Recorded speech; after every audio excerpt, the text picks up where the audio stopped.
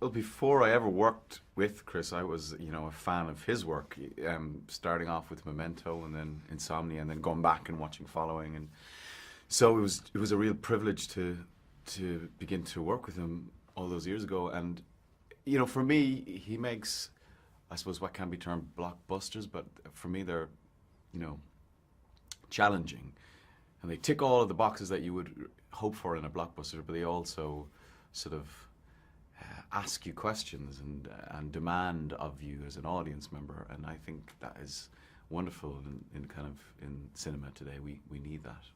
One of the things he also demands of actors is a realism. He's talked a lot about wanting to shoot as much of this movie as real as possible, and of course for you that means being in the water, being out in that little boat. Yeah. But presumably that adds a value to you as an actor. Yeah, it's only a bonus, really, because if your job is to portray something truthfully and honestly, then if it's happening in front of your eyes, it helps you enormously, and it's a big advantage. So, when the Spitfires are flying over for real, and the water's on fire, and the destroyer is tipping, and it's all happening around you, of course you're heading towards a more truthful response.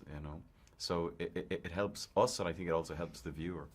So, Shivering Soldier, who is he? What brings him into the story?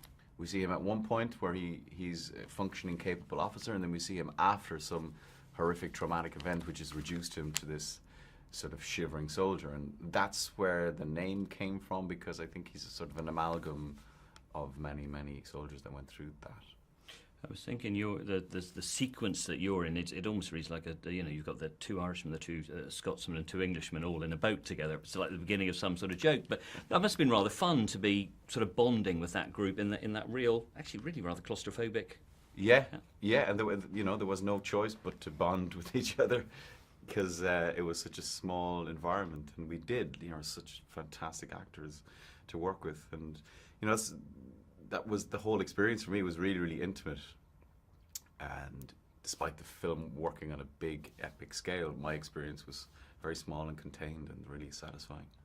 Dunkirk, of course, means a lot to us Brits, but for you, did it have a resonance before? Was it something you knew much about? No, I mean, we weren't taught about it growing up in school, because Ireland was neutral during the Second World War, and it was only really, honestly, when this film came about that I began to read up on it and see the significance of it, and see sort of what that Dunkirk spirit really sort of entailed and what it means. And it is quite powerful and quite moving when you think about it. And a universal resonance, what do you hope audiences will get out of it? I definitely think it has a universal resonance, and I think, I see it less as a war film, but more of a sort of a survival film, more of a suspenseful film, more,